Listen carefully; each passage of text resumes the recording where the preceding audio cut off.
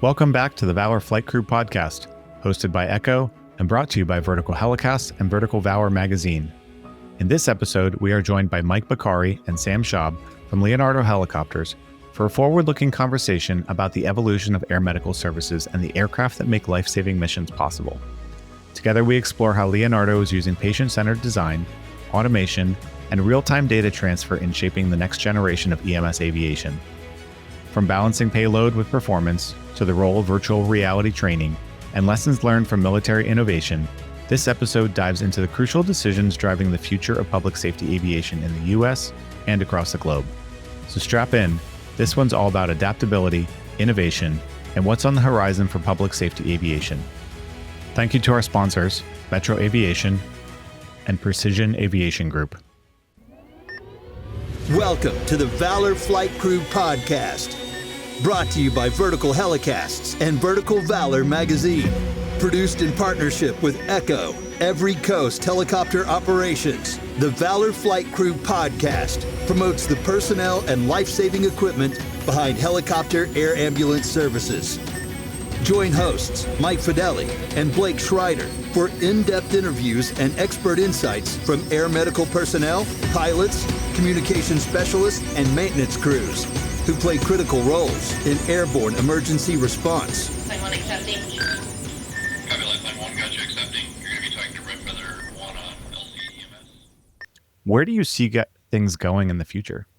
What's on the horizon? Where are we taking this in the next 15, 20 years, or are you keeping that a secret from us yet until we get there? It's a very good question. I know where we want to go. I think I know where the market wants to go. But I kind of look at this in 5-year periods, right? So over the next 5 years, I think you're going to start seeing a little bit more automation being added into the aircraft itself. Again, reducing that pilot's workload. And allowing the aircraft to do a little bit more. And you're starting to see it not only with our products, but also with the competitors' products as well. But the other thing that I think you're going to start seeing here shortly is real-time data transfer, and you can see that from a multitude of factors, right? And, looking at it from the EMS sector, and Sam can touch upon this more, but the ability to real-time data transfer what's going on inside the helicopter with the patient to the receiving hospital. I think if you can do that and have a one-to-one correlation that allows the receiving hospital to know and understand what's going on, I think that's fantastic. You have things such as Starlink that is out there, and it's been a huge factor in and around aviation, but now it's starting to get into the aviation world where you're starting to see that be put onto jets, and we've Leonardo, we've put it on our aircraft and seen what kind of real-time data transfers we can do. So we're starting to play with that because for us, and again, offshore oil and gas, public service, law enforcement, it all has applicability across the multitude of market segments. So I think if I answer in the next 5 years, I think that's where you're going to see going a little bit farther down the road. Look what's happening with eVTOLs and that market. We're going to start seeing a little bit more there. And how does that get integrated into these market segments? EMS, do we go organ transport with these little smaller drones because it's a much more capable and less payload intensive. It's interesting to see where these dynamics and where the market dynamics are going to go. And then obviously carbon emissions is something that I think is always on the forefront of everybody's mind, specifically on the political side. So we've over the last 5 to 7 years have really looked at sustainable aviation fuel. And even this past year, we've flown our first, with a 189 flew with some sustainable aviation fuel already. Because, these are some of the things that we know are going to be influencing us here in the near future, and we got to be ahead of it. And battery technology is another one. What can we do with battery technology integrating it into the helicopter as a complement. I'm gonna say we're not going fully electric yet, right? No, not going fully electric, but I'm not ready for again, that. Yeah. no, nor are we, and I don't think the market is either. Yeah. But if you can sit there, like the 169 with the APU mode is a fantastic example. If you're able to integrate a battery on board, let's say a smaller aircraft that can be utilized as an APU, as an example, it's these kinds of things that these kinds of technologies and capabilities that I think we as an OEM are looking at. And I think that's what you'll ultimately see over the next 5, 10, 15 years. You look at what hybrid cars did for a while, just extending, just when like the price of gas was just astronomical, and still is in some places, and just you went from 20 miles a gallon to 80, you know, depending on you're cruising down the highway, and or when you come to a stop, you're relying on the electric motor, and then when you start driving, it's the gas motor. So having that hybrid technology that's amazing to hear that could really extend not only the life of the aircraft, but the endurance, and maybe reduce some of the maintenance, maybe some of the wear and tear, maybe it prolongs some of those aspects, and then also gives us the ability. And I'll admit, as a HEMS provider, that how many times I've been bringing in someone, and they're like, "Can you send us a copy of the EKG?" And I can't, I cannot. I'd love to, but or transmitting the ultrasound that you're doing, or those kind of things. Correct. So, exactly. If and I'll use it as an example. If you have something like a Starlink that's already integrated into the aircraft, you have that capability then of transmitting large sums of data to that, and it's beneficial. It's beneficial for you guys. It's beneficial for the patient. It's beneficial for the receiving hospital, and I really think that's where you're going to start seeing a lot of these trends, especially within the EMS market, but also public service as well. I think that's going to be the dynamics that are going to start pushing us forward that way. And then aside of like the automation that you're seeing with some of the pilots and kind of streamlining some of their workflow, are there any like technological crazy things that are on the horizon that's going to completely change the way we think about aviation? I from a training perspective, I think our VXR, which is virtual reality training, is it's fantastic. Yeah, I can't speak enough about it. So we just got FAA certified our virtual reality, our VXR, and essentially what it is a moving platform. You put the goggles on, so you actually see what you're doing, but you actually have feel and touch of the cyclic, the collective, all the basal switches that are on the screen, everything. And it gives you a high level fidelity of training, very similar to a Phase 7 full flight simulator.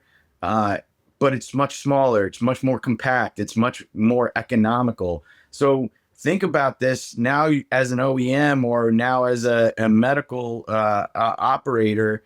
You have the ability to easily get a full flight simulator integrated into your platform or into your program that is movable. So you can move it from base to base to base, or you can have it in one central location. But now you're not just relying upon a schedule that an OEM has, or somebody like a flight safety or a CAE has with their availability. No, the training is on your schedule. Wow. And I really, really think that virtual reality, our VXR, is going to take off here in the near future. I mean, we have a few programs already that are IHC, Intermountain Healthcare in Utah.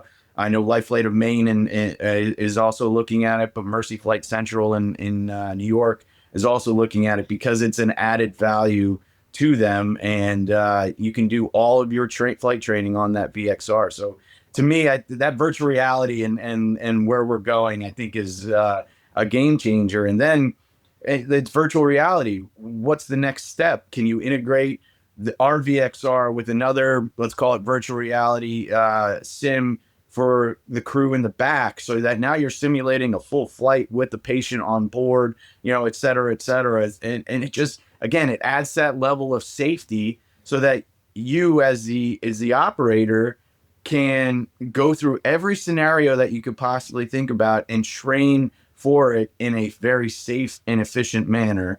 And then when you get up in the aircraft itself, it's like, okay, I've done this before. No problem. Wow. Stress levels down. Let's get from point A to point B as safely as possible. And you're just another regular day. So I think the VXR and the training capabilities is going to be huge for us. I know there's some programs out there that have started the clinical side of virtual reality training.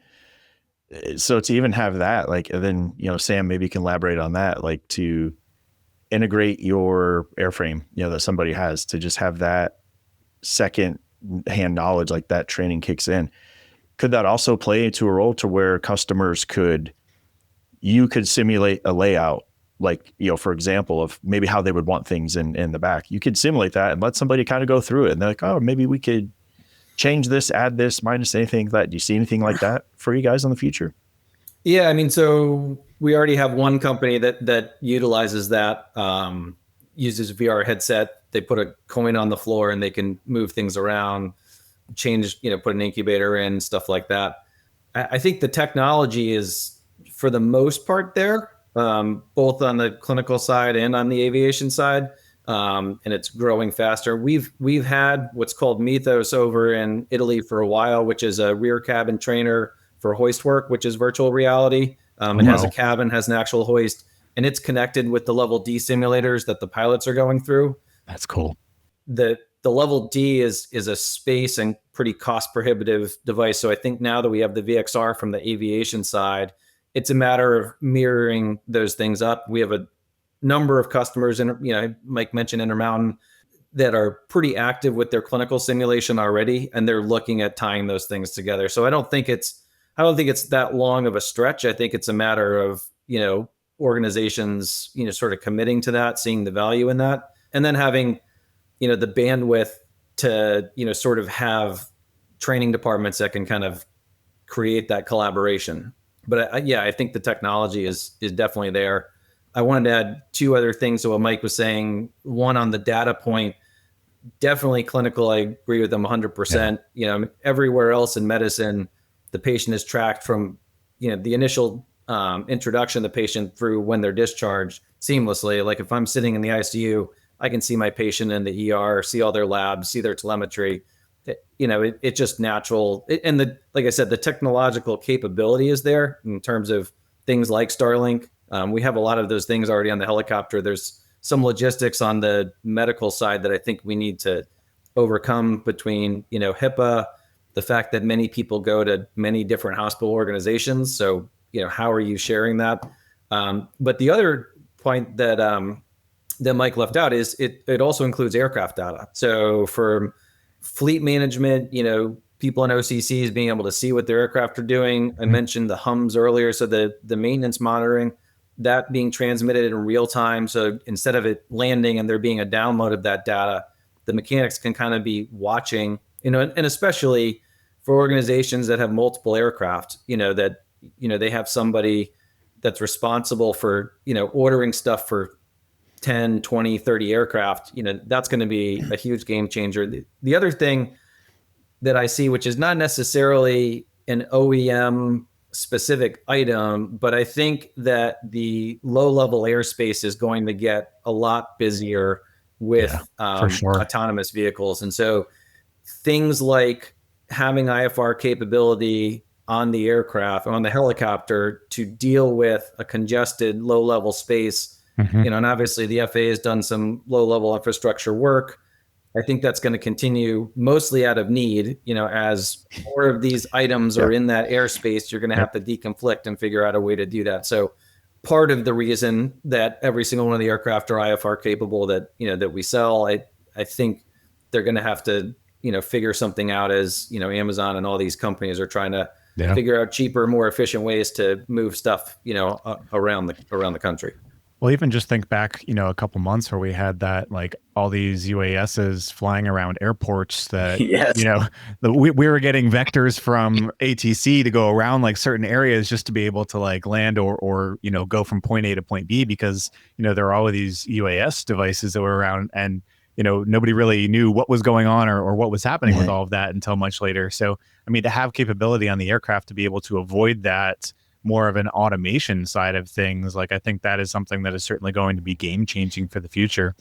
And I think, back to a couple other points that you guys made there, we know that, in our world, simulation is the future. Like everything that we do is simulation based, and that simulation is getting higher and higher and higher fidelity. And even if you can't do the high fidelity stuff, there are ways to make the low fidelity extremely meaningful simulation.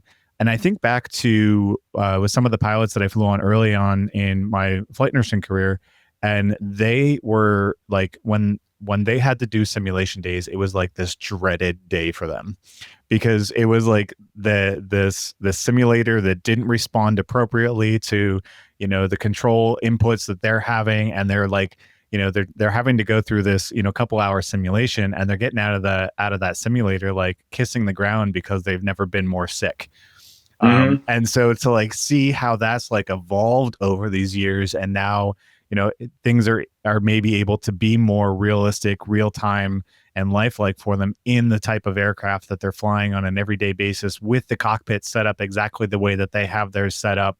And then, to translate that also over to the medical crew, I think it's something that's super exciting to see how that's going to change for us in the next couple of years. Like, I think we're really just at the tip of that iceberg right now. And I really see some of those things just really just exploding and expanding within that industry. It's just kind of crazy to see all that. Thank you to our sponsor, Metro Aviation.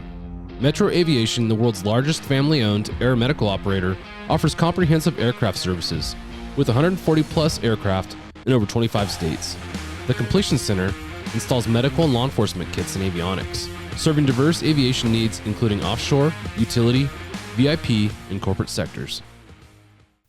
I agree completely, and to another extent, the safety aspect to that is vital, right? It's there's a huge safety aspect to it, and I think heading down in that direction is the right way to go. And it's not, again, I don't think it's just going to be EMS centric. I think you're going to start seeing a lot of other market segments, specifically public service, law enforcement, kind of latch on and see what synergies can we take out of it and move forward. So yeah, I'm interested to see I'm very, very interested to see how this progresses in the near future as well.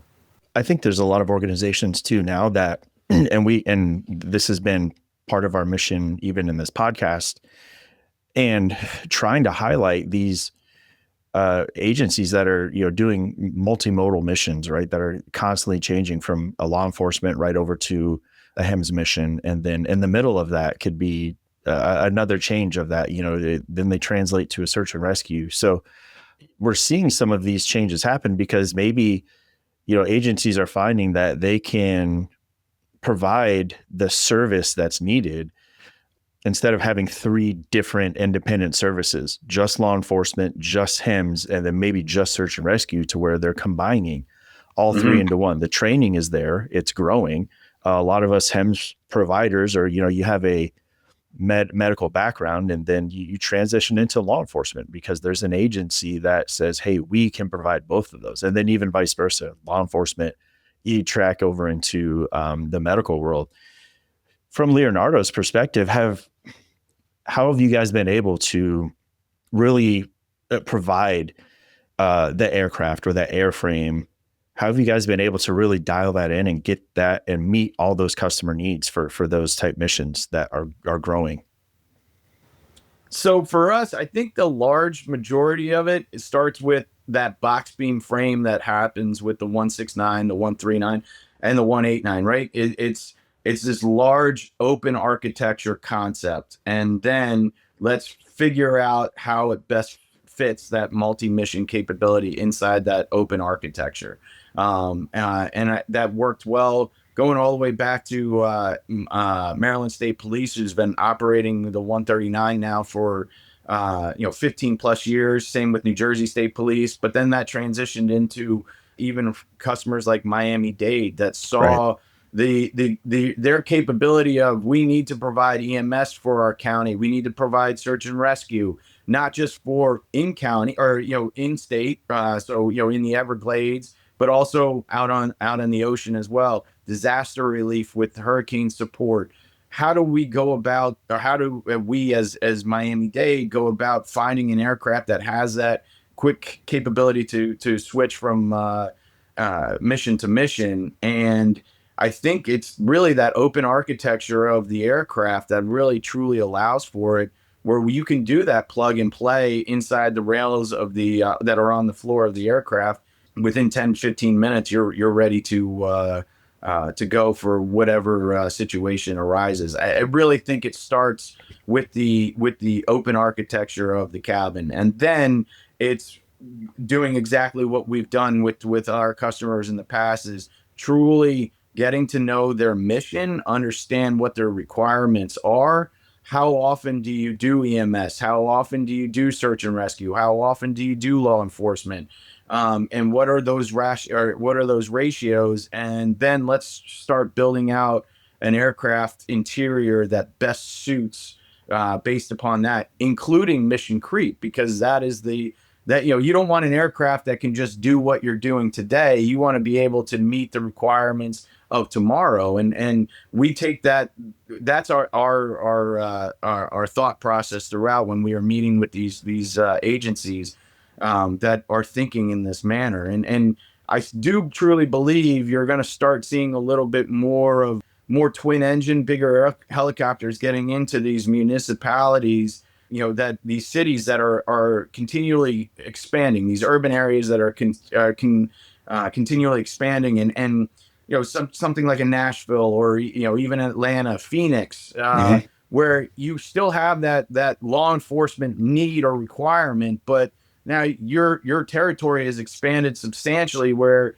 you might need to add search and rescue capability. You might need to add firefighting capability, because that seems to be, with climate control and everything, that seems to be something that is on the rise. So they're looking at this from a dynamics, mission dynamics that they really haven't seen over the last 10 to 15 years. So when we come in and talking about our product and its capabilities, it's in and around first understanding what their needs and requirements are, and then we kind of work backwards and build the interior that way. But a lot of it has to do, kind of going back to it, is that open architecture really allows us that level of flexibility. Well, it's like Sam said before, right? Go big or go home. Everybody just needs, that bigger aircraft to be able to fit everything in at all point in time.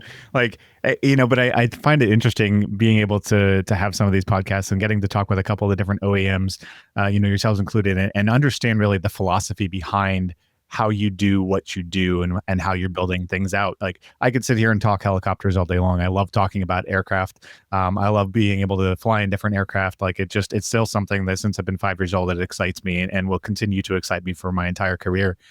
And we always, want what we don't have, right? Like, you want that bigger, that better, that grander, that faster, that larger aircraft. And it's like, man, I wish I had all of these things. And we try to fit all of this stuff into one. And I think it's amazing how we get creative and how, like, that whole thought process. And I think that, this is industry wide now, where we've changed that. Instead of just taking this already prefabbed and MacGyvering it, to really saying, this is a specialized field.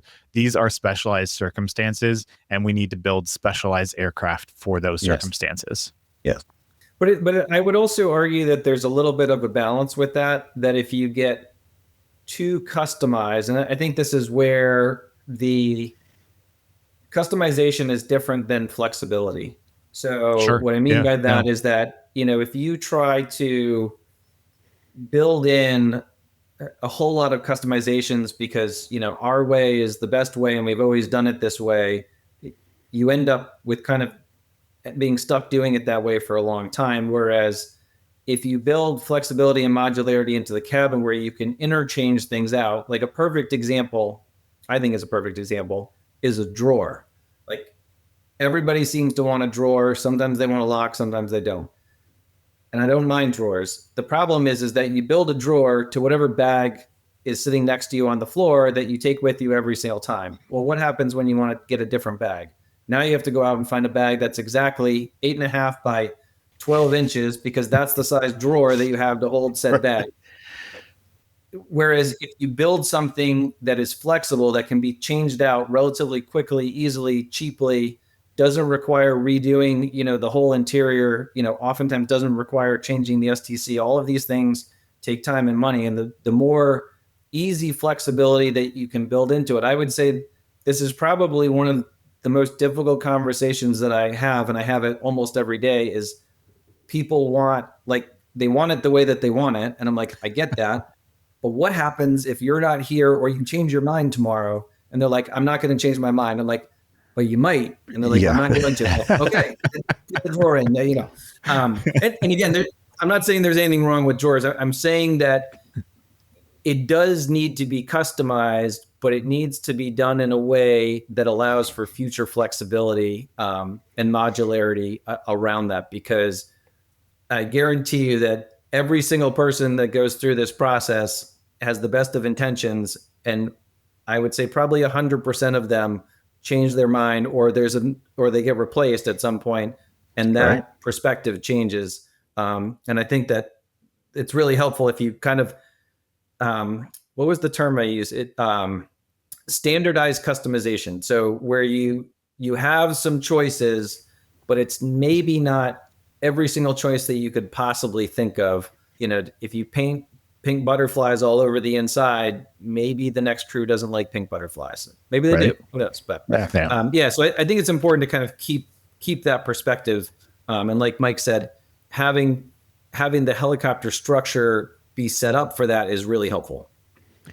And I think we all like to have things, just so, but like that customization obviously takes a little bit of ingenuity and time to create, and a whole lot of this too, a whole lot of money, right? And what's the old adage? If it floats, flies, or I'll let you figure out the other F, it's going to cost you a lot of money, right? And so, if you want it just how you want it, it's going to cost you a little bit extra to do that. But if you have that ability to have, customization that is able to be changed and really kind of meet your particular needs, like it really kind of kills two birds with one stone in there. Yeah. And that's the key. I don't, you need to try and stay away from complete cookie cuttering, like you were saying, and then trying to MacGyver your way in.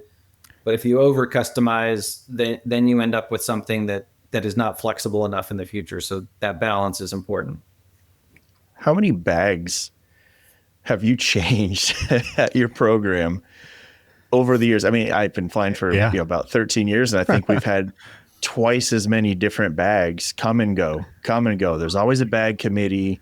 There's different people that come on said bag committee, and then we add a bunch of stuff to this bag, and then you take it away, and then someone's like, oh man, we need to bring every single medication, every single thing that's in every part of the aircraft to the patient bedside. And then that goes away, and like, oh, let's just bring the stuff that we mainly use, right? It's a constant back and forth, constant right? Struggle. And every bag is, like you said, Sam, there's companies, that are so specific. You can infinitely customize that bag, right? But then it becomes you're stuck with that bag. How many times have we seen the medications, the same med, but we get it in 3 different formats, right? You have to pre-mix it, or you have to mix it yourself. It comes pre-mixed. And then now like that, the shape of whatever that medication is now a fraction of that footprint, or now it takes up an entire space in your bag because now, we can get it this way. But now we have to reduce that because now it costs way less, right? So that constantly changes. So I can only imagine you guys have to go through probably the same type of things when customers are trying to outfit that aircraft. Like you said, if it's too customizable, you're stuck with that now until you get another aircraft, right? Yeah. When I left being the director, I told the person who was taking over for me, I'm like, I haven't really done that much in the last 2.5 years, but the 2 things I did is you're fully staffed and the bag debacle is finally done, because we changed bag. We had many bag committees. He took a couple of weeks before he started into his new role. And when he took over, I checked in with him like a week or 2 later. I said, how's it going? He goes, great. Well, we've reformed a new bag committee and I'm down for 4 nurses and medics. So it doesn't last very long. So for sure. But it's the same thing with helicopters, right? Like whether it's a new helicopter, whether it's a new bag, whether it's, a different way of doing something, like you always have to look at that bottom line of cost and be fiscally responsible with all the things that you're doing. So like, how do you create this product that kind of fits all of these pieces of the puzzle, but also is still fiscally responsible at the end of the day? Like that's got to be a challenge from the global perspective at Leonardo, to be able to still make that product that is able to check all of these boxes, but still also fit within a checkbook. Thank you to our sponsor, Precision Aviation Group. Mission-critical operators and fleet managers rely on Precision Aviation Group as a worldwide leading rotor and fixed-wing MRO provider. PAG provides tip-to-tail solutions in 4 MRO segments: avionics, components, engines, and manufacturing DER services. A single point of contact gives you access to over 150 million in inventory globally, 24/7. Just call 800-537-2778. Precision Aviation Group. Others sell parts. We sell support. So what we do from the Leonardo perspective is when we're in the design phase of the aircraft, and it could be the 169, it could be the AW09, but what we do is we as Leonardo and the marketing department specifically, we look at the market segments. What are the main drivers today? What do we think the main drivers are tomorrow? And then ensure that we the 80-20 rule, if you will, we try to capture at least 80% of what we feel everybody wants within those market segments, and then customized portion is the remaining 20%. So as I'll use law enforcement as an example. Yeah.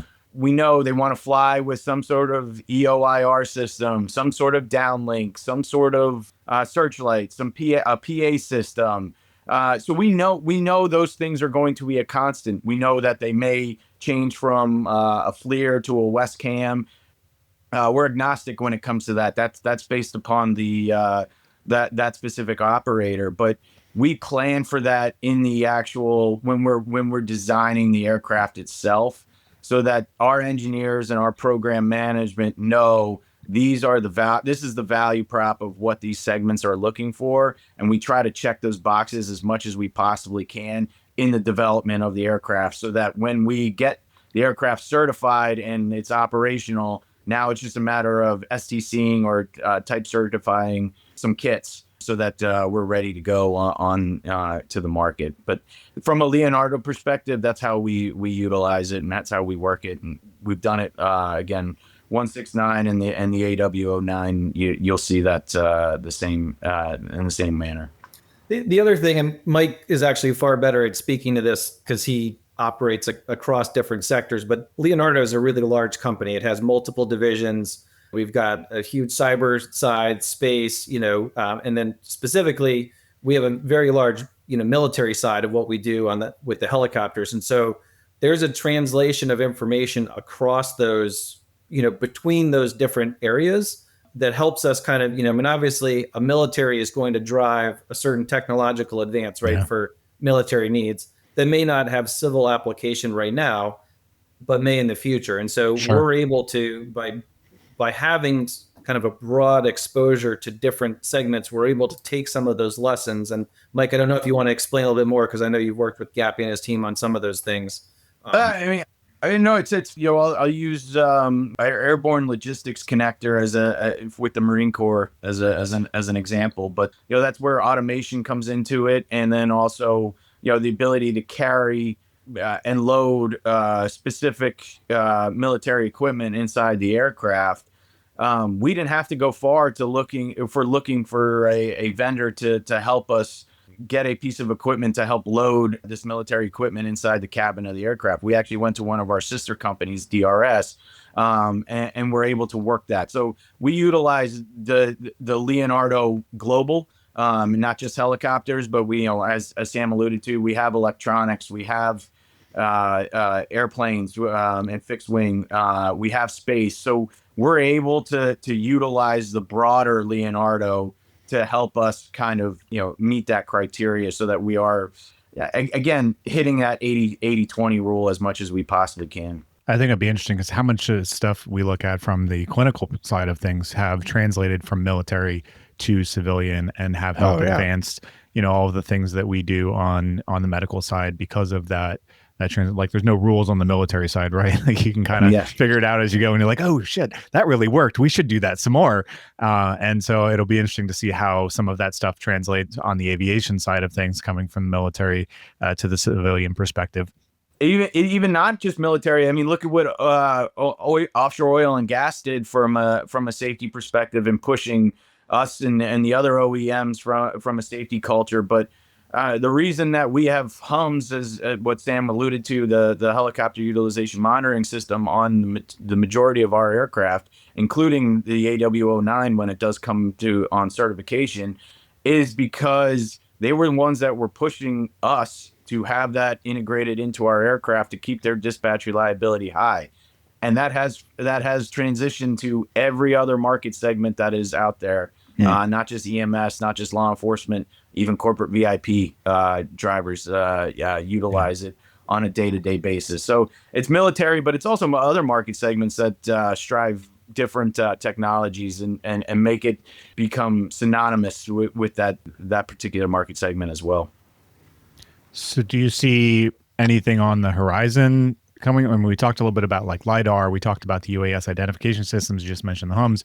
Like, are there other things that, we see on the horizon from an aviation perspective that is really going to like streamline those things and make flying safer and better and, even more trusted than what we are right now? You will. I can't really touch upon all of them yet. But got all the secrets in there. Yeah, exactly. One of the things that I will say from a Leonardo perspective is, with the 169 and the 189, the one big thing that we changed is we didn't rely upon a third-party avionics shop to integrate their avionics into our platform. We use a Rockwell Collins hardware, but the software, the brains behind the avionics are actually our proprietary. So Leonardo proprietary avionics. That actually came from our military side, and we kind of had our learning curve through that with the NH90 program and the AW159 links. We were the avionics proprietary provider for those two military platforms, and then we transitioned it over to the commercial side. But what we're able to do there is turn things around much more quickly because we own that IP. So if you look at, and I'll just use it as an example, the 139, we have the Honeywell Primus Epic system. We've had about 4 software updates, 5 software updates since the original launch back in 2005.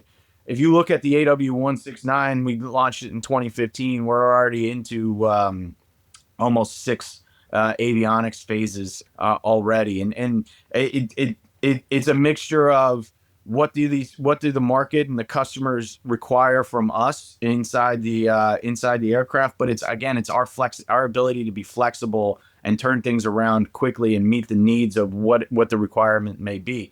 And it could be an authority like the FAA saying, ADS-B out is now compliant, or, you have to be compliant with ADS-B out, so we can quickly integrate that into our entirety of our platforms.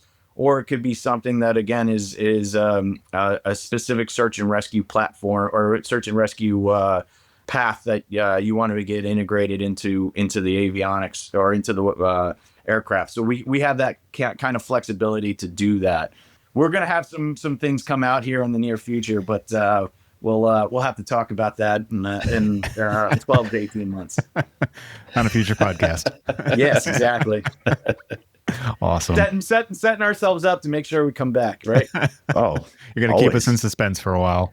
I think for all the listeners that, maybe haven't been familiar, or maybe I hope this has been like just such an eye-opening thing to you, just not only highlighting what Leonardo can do, not only from your company's perspective, but just where the industry is going and how you guys are really at that forefront to really give the best product, the safest product that really meets all aspects of what public safety aviation is encountering right now. And I think just from doing this, I've learned so much from what I thought I knew, the little bit that I've been trying to get more familiar with, to the things that, even over the past 6 months, even now just having this discussion today, to just really hear what you guys are doing. You guys and gals there at Leonardo are doing such an amazing job that, I mean, if I was an operator, all day, I think what you guys are putting out there, and I think that how well you are vetting and getting the feedback from the customers, the people doing the work every day, and putting that into play,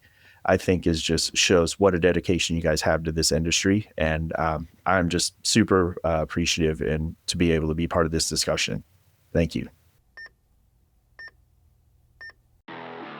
Stay ahead of the mission with Vertical Valor Magazine, the only publication dedicated exclusively to the military and public safety sectors of the rotorcraft industry. The Valor team travels around the globe to bring you stories from the rotorcraft industry's first responders, with a special focus on the knowledge and technology that furthers their missions. Learn more at verticalmag.com/valor.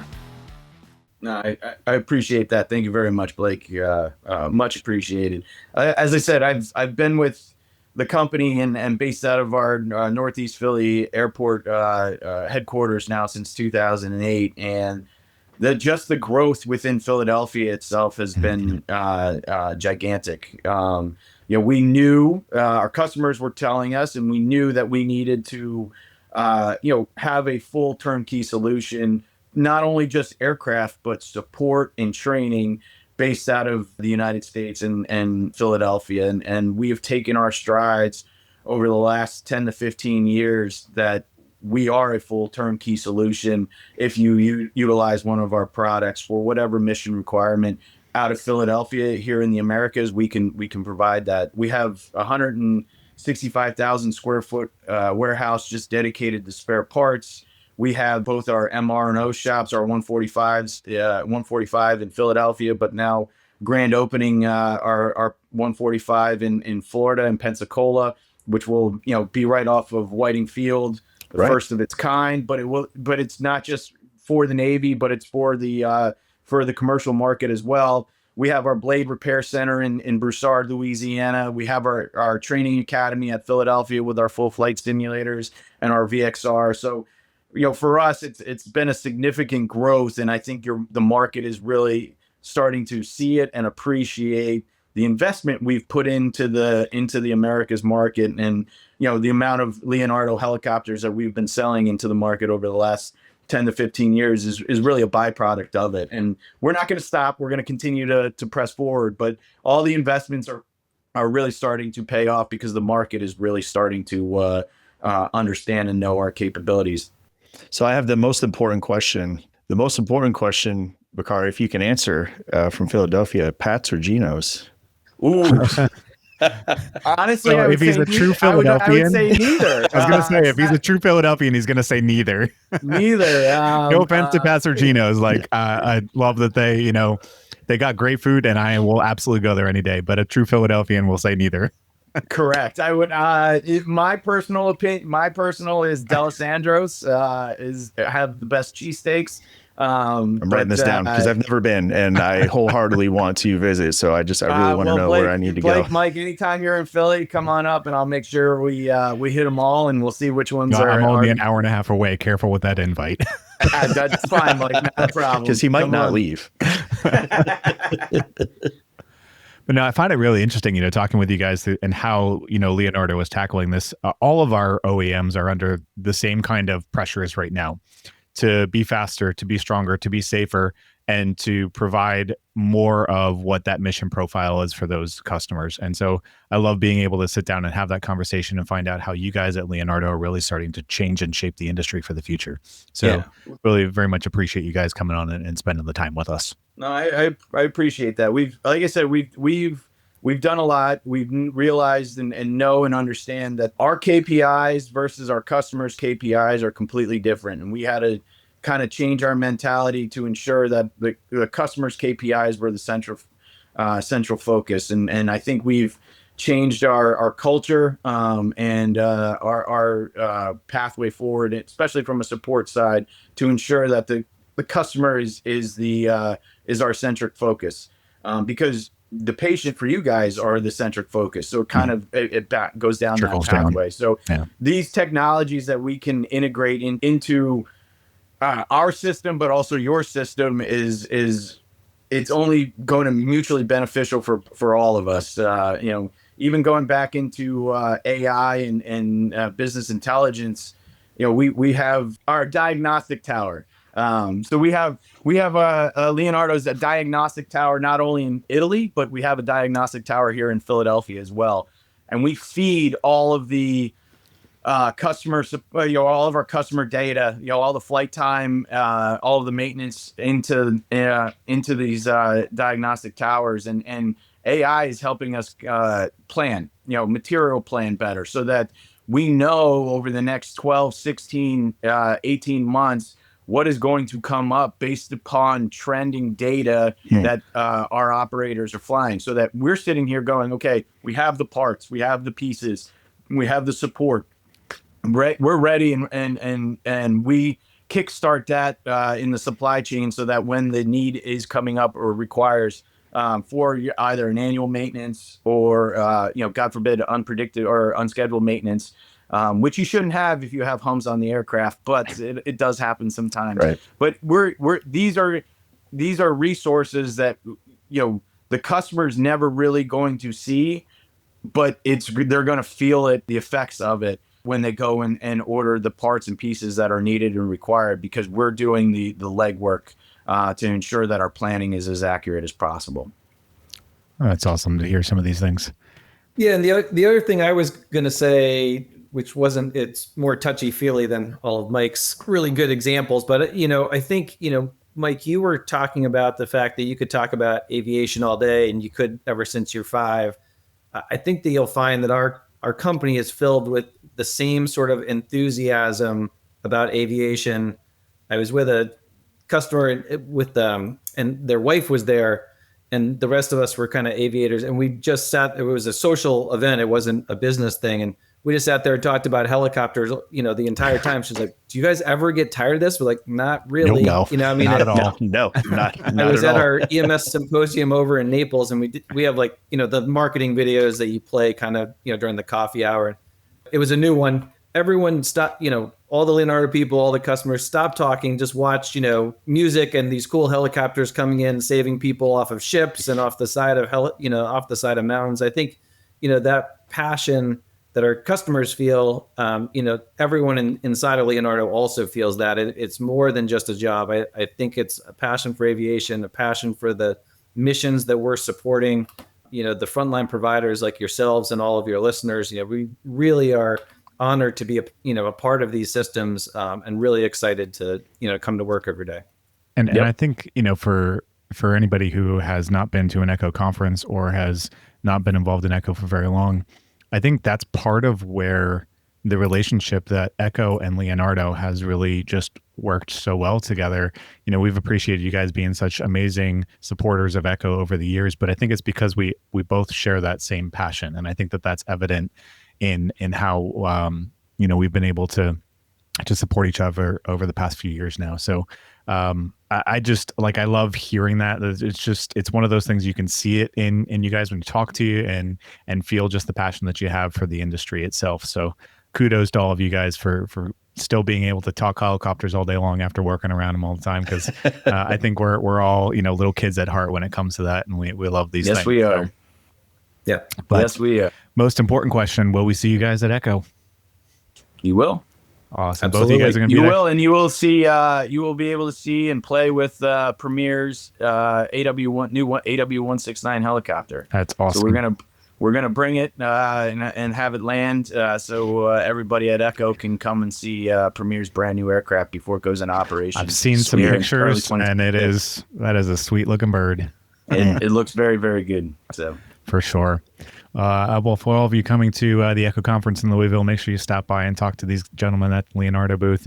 Can't thank you guys enough. You guys have been such amazing supporters of us over the years, and it was absolutely enlightening to hear some of the things that are on the future or on the horizon and in the future for Leonardo and for the industry in general. So thank you both for coming on and joining us for today's podcast. I know I personally have learned a lot, and I appreciate you guys taking the time out to share some of these amazing ideas and stories with us. Yeah, thank you very much for having us on. We're really honored to be brought on, and really looking forward to this upcoming Echo in Louisville. Looking forward to seeing you guys and all your listeners there. Yeah, thank you very much, and kudos to everything that Echo does for the industry as well. One of the reasons why we support Echo on an annual basis is just because what you guys do for the industry and its totality. So kudos to you guys as well. Thank you. Thank you. Well, again, make sure you guys stop by and see Leonardo at the conference. They will actually not be right inside the convention area, but just outside the doors, because of the display they have might be just a little bit too large to fit in there. So you got to stop by and check it out. I promise you will not be disappointed. Sam, Mike, thank you so much. This has been an absolutely amazing conversation. Thank you again to all of our listeners out there for your continued support of the Vertical HeliCASTS platform and the Valor Flight Crew podcast. And we'll see you next time. Thanks, guys. Thanks. Thank you. Thanks for joining us for this episode of the Valor Flight Crew podcast. Don't forget to like and subscribe to hear more stories that promote the personnel and equipment behind the missions in public safety aviation. Lastly, stand by for a message from our sponsors. Thank you to our sponsor, Metro Aviation. Metro Aviation, the world's largest family-owned aeromedical operator, offers comprehensive aircraft services with 140 plus aircraft in over 25 states. The Completion Center installs medical and law enforcement kits and avionics, serving diverse aviation needs including offshore, utility, VIP, and corporate sectors.